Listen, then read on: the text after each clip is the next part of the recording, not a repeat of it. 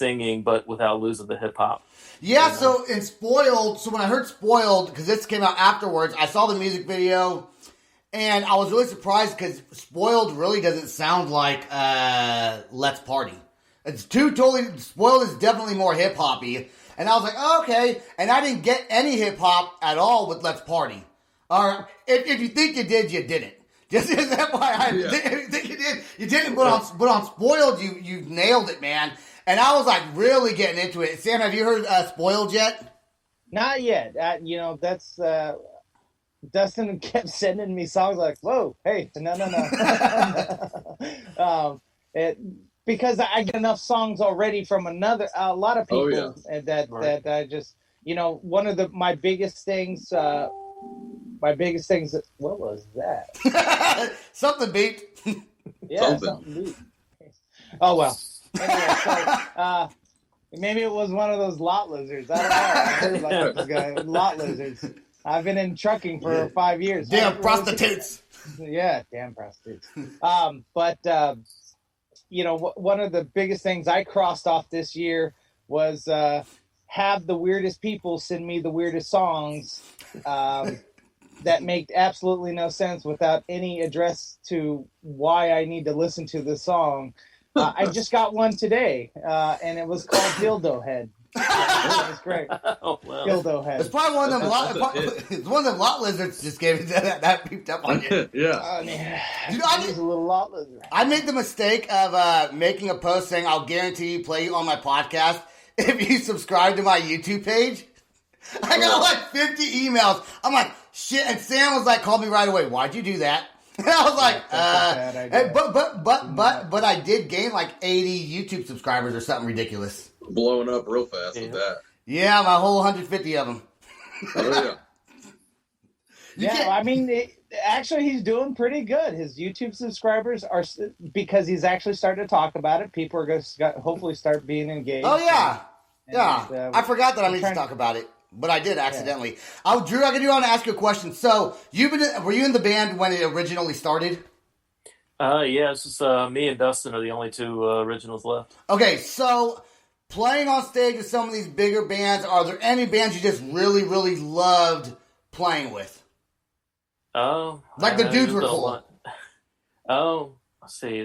Well, I can't really think of any bands that we played with. They love playing with every band. That's going to be the answer. No, because shit when you get back to the house or when you get back to the tour van. That's the way this thing works. Everyone is great, and then you.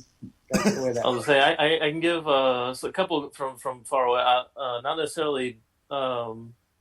The bands were, not the bands were dicks, just bands I didn't really get to interact with a lot. Like Mushroom Head, they're always fun to play with. Cool. Head PE, they're fun to play with. We did a show with Five from the Gods. They were really cool. We spent most of the night with them. They're probably the coolest band, like just down to earth guys that we played with. Were you Big Spoon or Little Spoon when you spent the night with them? Oh, definitely Little Spoon. Yeah. They're much bigger. Now, this year, do you guys have, if touring happens and your agent's able to lock some stuff in, are you guys looking at it doing a lot of touring, a little bit of touring? What's your touring situation?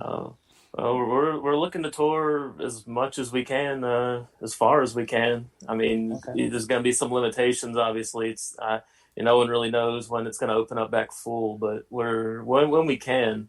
We're looking to do as much touring and play as many places as we can. Well, there's a lot of touring that's out there, but it's definitely in the South. Definitely where people are very less constrictive. The coastal cities, they're all locked down. For some reason, West Coast mirrors the East Coast, which is funny because you and I both know Virginia on down is not the same as Seattle to LA. Those are two different situations, but they're still touring out there. It's just, whether or not it's the right thing. And then, of course, we got this whole COVID thing, and we don't want you got the social warriors and people that will. I just had one when I made a post about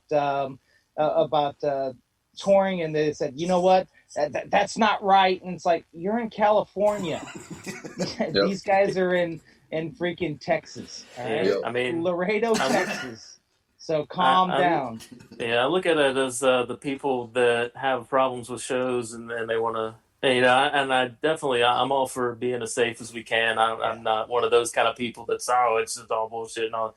Yeah, I'm definitely taking it seriously, and we want to be as safe as we can when we do these. But a lot of the people that will complain about shows going on and talk about how unsafe they are the same people that'll go to Walmart and then go to the mall and then go walking around. Yeah. It's like, well, what's the difference there? I mean, well, today in LA, I saw in LA people just out in restaurants. Of course, when you sit down and eat, no mask and stuff like that. And I'm like, see, but on TV, we're all told that, LA's locked down. Dude, that's what I was thinking. I was thinking the same thing because, like, in Oklahoma, everything's open in Oklahoma, dude. Like nothing's shut down. They're still doing concerts out here in Oklahoma. So when you guys say lockdown and no concerts, I'm like, what are you talking about, dude? Fucking Chuck E. Cheese is still open. You know what I'm saying? Like, bro, when this first majorly started going down, I had a buddy in California. I messaged immediately because I heard California's on lockdown. So I messaged him and I was like, what does that mean? Are you okay? Is military in the streets? What's going on? He's That's our news media.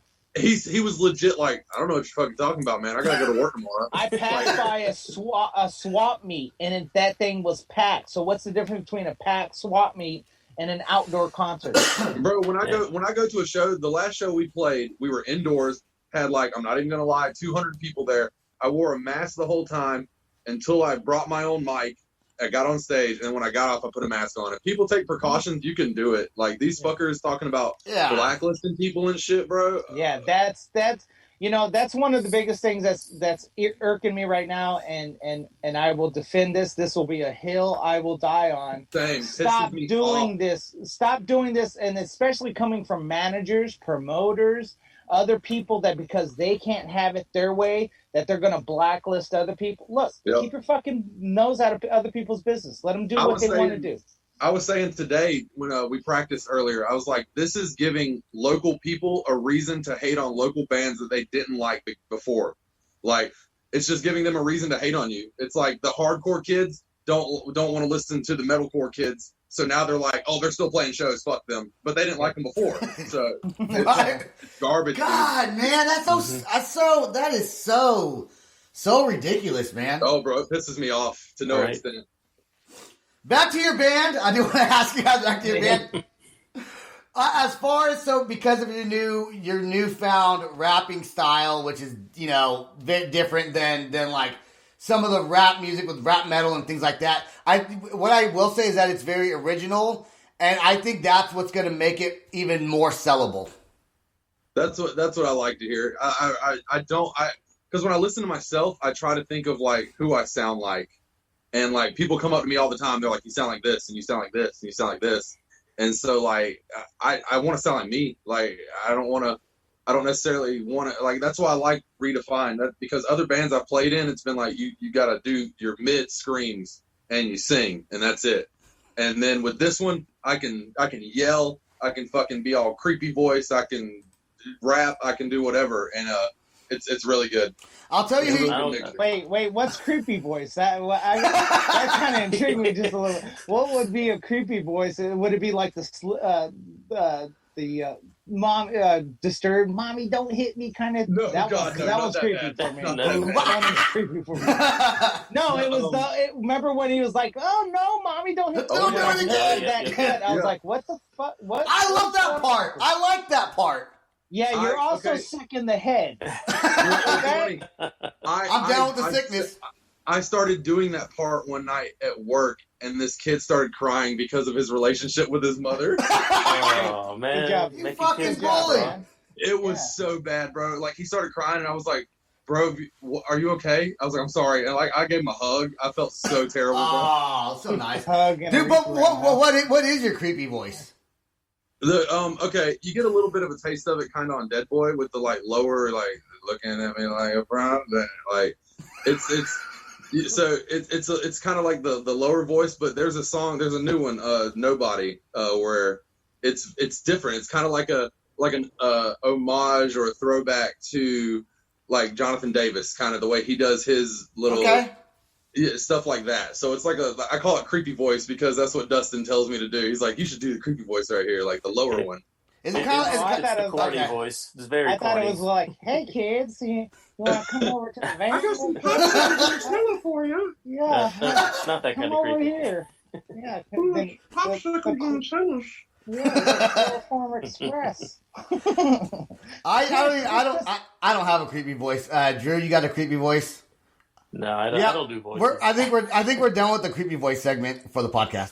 I think my creepy voice is, hey guys, you guys enjoying the show? And they're like 14 and like, yeah, I'm fucking great. That's what happened. I'm 40 years old talking to 14-year-olds feeling Every time. Every time. Sam actually told me to appeal to like the younger audience, and I like to appeal to like the older audience because I have like kids. I'm like, that's kind of weird to try to appeal to like teenagers, but how you grow as musicians and as podcasters and as entertainers, right? Is you have to appeal to the younger crowd. You want the high school kids to, because they're the ones that are going to share you and make you a breaker. They're going to go to your concerts or not going to go. If they go, you're going to get way more recognition than you've got like just Sam and me going to a REdEFIND show. You know what I'm saying? We're going to be in the back, drinking, sipping our beers, one or two beers. We're going to have our shirts off and like, yeah.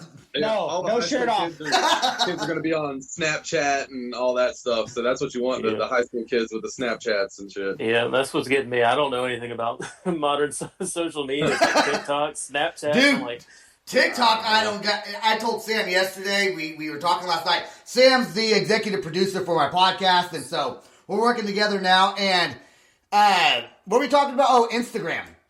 I hate Instagram. I was like, I got you. Yeah, so I'm going to give him my login info. He's like, I'll do it for you. I'm like, good. Because I don't. Yeah, so when viewers see an Instagram post, just know it came from me. Sebastian's not having any of it. The algorithms are weird on there, man. Mm-hmm. Like I'm good with Facebook, and that's about it. Because we're like, how old are you? 33. Okay, well, you're still kind of young. You should still like. I mean, I'm 38. But Sam's older than me, and he fucking loves that shit. Like, he does all the social medias. And I'm like, dude, my daughter's on TikTok. Some girl made a TikTok video with me in it. I'm like, she sent it. I do like Instagram. I won't do Snapchat because Snapchat's just annoying because it's going to disappear. Yeah. So I think it was created for those horn dogs that just want to send a dick pic and have no proof. Snapchat is so you can get nudes with no proof. That's exactly it. Yeah, so and I don't send nudes because I don't even like looking at my own body. That's it. That's the one right there. White fat does not look good. Period. In the story. And Instagram is one of those things. That's where everyone's floating to. But if as a content creator, I'm hoping that bands tag me so I can share it. Because they're not sending me the original to share on my... And I always say this. If you're coming to my page, Diamond Noise Agency, to wondering what the bands are doing, I'm fucking something up here. Really bad.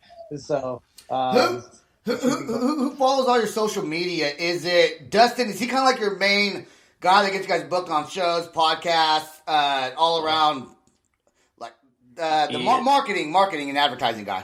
Yeah, Dustin's basically he's the wizard behind the curtain running everything. A lot of that.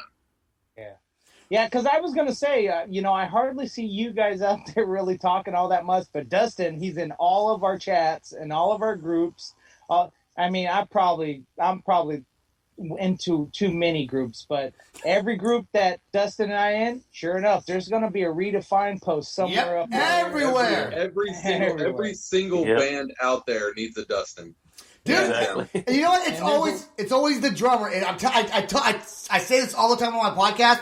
Well, I've been saying it. It's the fucking drummer. The drummer is the one that pushes your shit. I'm a drummer. I push my shit like crazy, Sammy. You see me all the time. Pushing, trying to get... No, I suck at it. Push your shit. I said push my shit. I need to push your shit button like I need a butt fucking button. It's because all y'all's fucking energy, man. Y'all aren't running your feet and hands at the same time, so you gotta do something else. I think I'm telling you, the drummers are the ones that almost like it's like 90% of the bands, man. If I put a number on it, 9% of who I'm talking to. So what's your position?